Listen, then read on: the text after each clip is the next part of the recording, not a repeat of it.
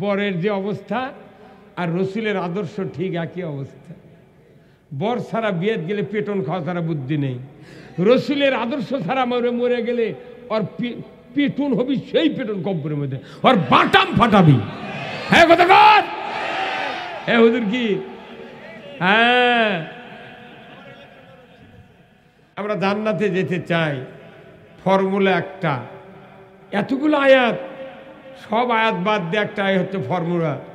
আল্লাহ তাআলা বলছেন গুনাহ মাফ করতে চাইলে এই ফর্মুলা লাগবে, জান্নাত পেতে গেলে এই ফর্মুলা লাগবে, আল্লাহ ভালোবাসতে গেলে এই ফর্মুলা লাগবে।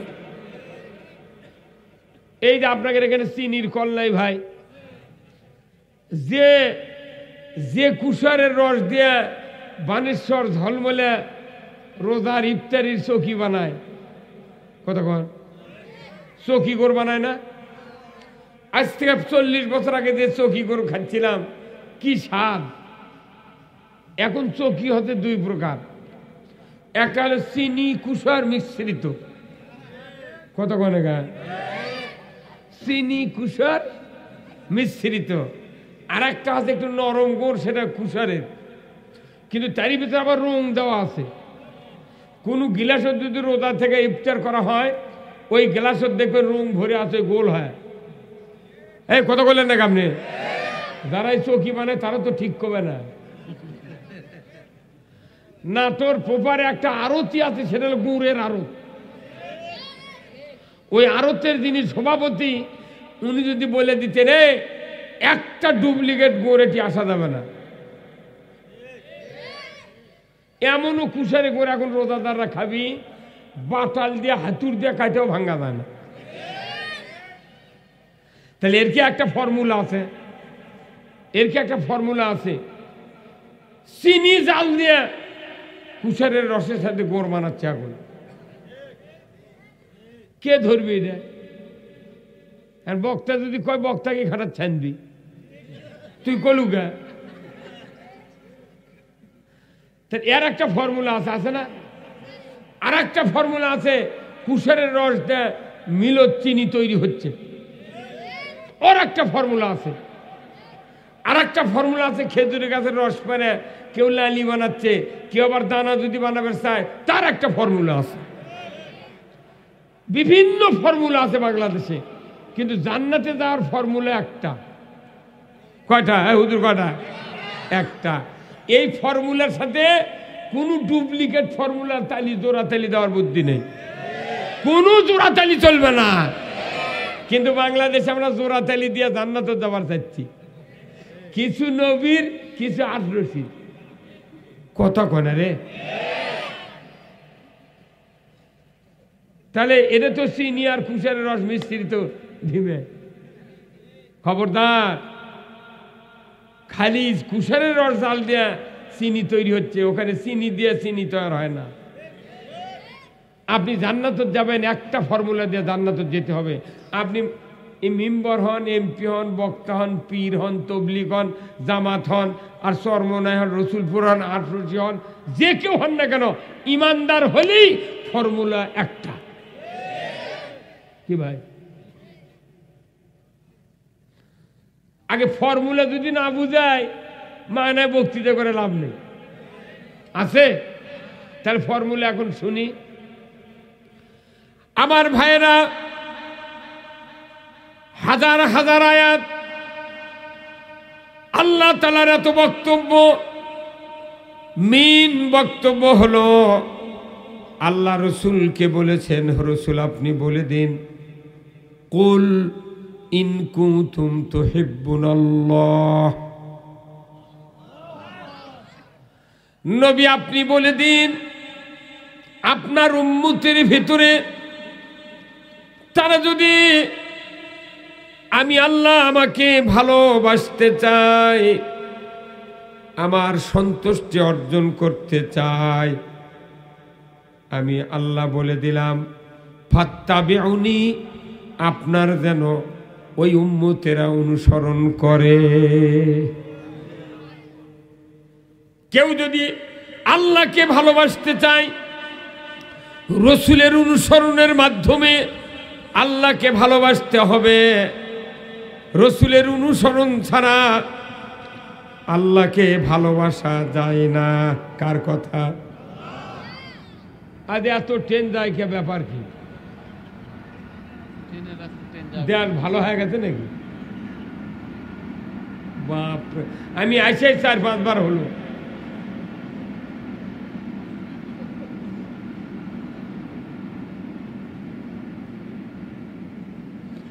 ভাইরা আমার, আল্লাহর আদেশ, তোমরা যদি আমি আল্লাহ আমাকে ভালোবাসো বা ভালোবাসতে চাও, রসুলের অনুসরণ করো। আল্লাহু আকবার। রসুলকে বাদ দিয়া কোনো আল্লাহকে ভালোবাসা যায় না।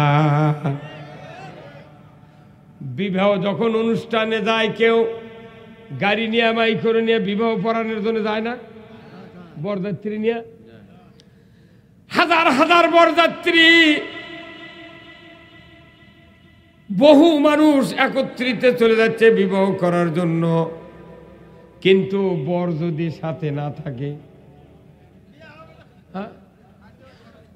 ওই মেয়ের বাবার বাড়ি যা নামে ওই যিনি বিয়ে করে গেছেন তার নানা শ্বশুর হবি এমন লোক যা বলছে একেবারে নাচি জামাই কো।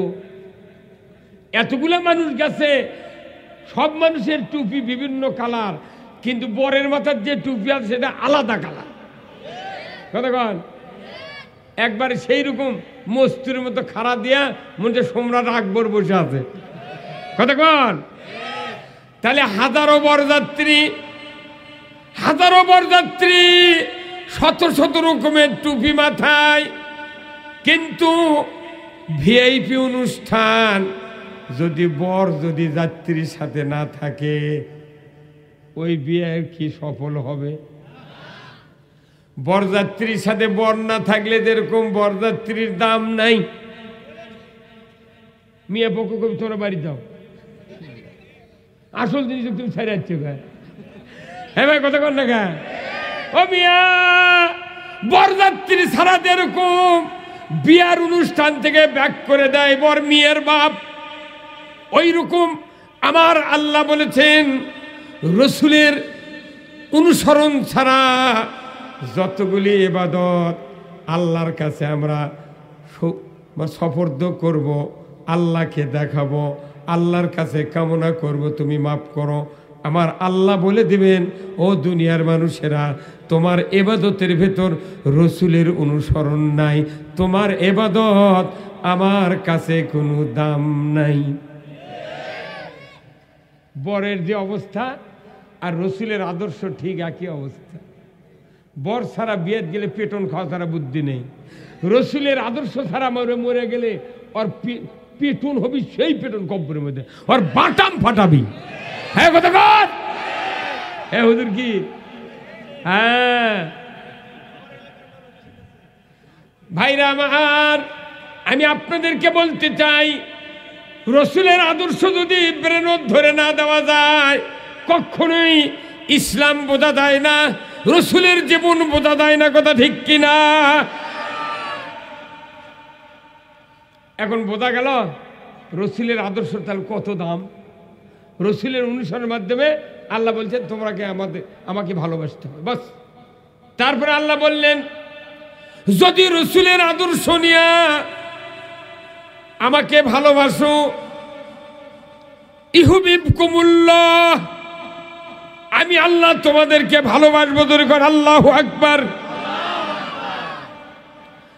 আল্লাহর ভালোবাসা পেতে গেলে রসুলের অনুসরণ করতে হবে। কার কথা? অনেক মানুষ এখানে বসে আছেন, কারো হয়তো 2 ভাই 3 ভাই আছে না, হয়তো ভাই ভাই গন্ডগোল হচ্ছে, বড় ভাইয়ের সাথে মাঝলে ভাইয়ের গন্ডগোল, কিংবা ছোট ভাইয়ের গন্ডগোল বড় ভাইয়ের সাথে, কথাবার্তা নেই। ছোট ভাই বিয়ে করছে, এখন ছোট ভাইয়ের বইয়ের একটা ব্যাটা চলছে, সে সুন্দর কেবল হাঁটিয়ে বেড়াচ্ছে, কিন্তু ভাইয়ের সাথে মিল নাই, ভাবির সাথে মিল নাই। এখন এই ভাইয়ের সাথে ভালোবাসা স্থাপন করবে চাইলে ওর ওই ছোট্ট ব্যাটা কলত করে নিয়ে চুমা খাওয়া লাগবি, ওই মায়ের থাকে দানা টাকা দেওয়া লাগবে, যাতে ওরকে চোখত পড়ে। ইঙ্গা করতে করতে চুমা খাতে কলত লিচ্ছে, ঘুরিচ্ছে, চ বাবা চ বর বাপ চ নাটোর যা না তেবারে হার যা ইয়ে দিত চ না হাওয়াই মিটে। যখন ভাই ভাই বউ দেখবি না রে এর কি সাথে দুশ্মনী আমার, অথচ আমার বেটা দাতা ভালোবাসে না, তখনই ওর বউ রাত্রির খুবই মানে ভাইয়ের সাথে ওকে গোলমাল করে কি লাভ, দেখো তো তোমার বেটা কি ভালোবাসে। হ্যাঁ তো 6 বছরের মধ্যে দেখা যাবি যে ওই ভাইয়ে ভাই আস্তে আস্তে মিল হয়ে যাচ্ছে। তাহলে এই ভাইয়ের ভালোবাসা পাইতে গেলে আগে ওর বেটাক ভালোবাসা লাগবে। আল্লাহর ভালোবাসা পাইতে গেলে নবীর অনুসরণ করতে হবে। বোঝা গেল কথা? তাহলে আল্লাহর ভালোবাসা পাইতে গেলে রসুলের অনুসরণ, আল্লাহ ভালোবাসতে গেলে রসুলের অনুসরণ। এত বড় কাম যদি আপনি আমি করতে পারি, আমার আল্লাহ বলছেন ইয়াগফিরু লাকুম যুনুবাকুম, আমার আল্লাহ বলেছেন এতটুকু কাজ যদি তোমরা করতে পারো, আমি রব্বুল আলামিন বলে দিচ্ছি তোমাদের জীবন থেকে তামাম গুনাহগুলি আমি মাফ করে দেব।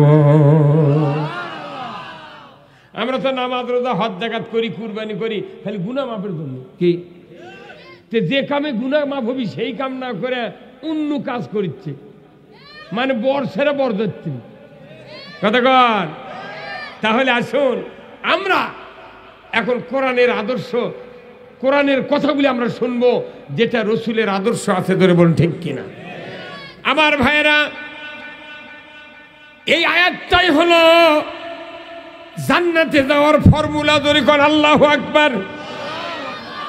কেউ যদি বীজগণিত করে, যারা হাই স্কুল কলেজ মাদ্রাসায় লেখাপড়া করে, বীজগণিত যদি করতে চায়, অ্যালজাবরার অঙ্ক, তাহলে তাদেরকে ফর্মুলা জানতে হবে a+b²।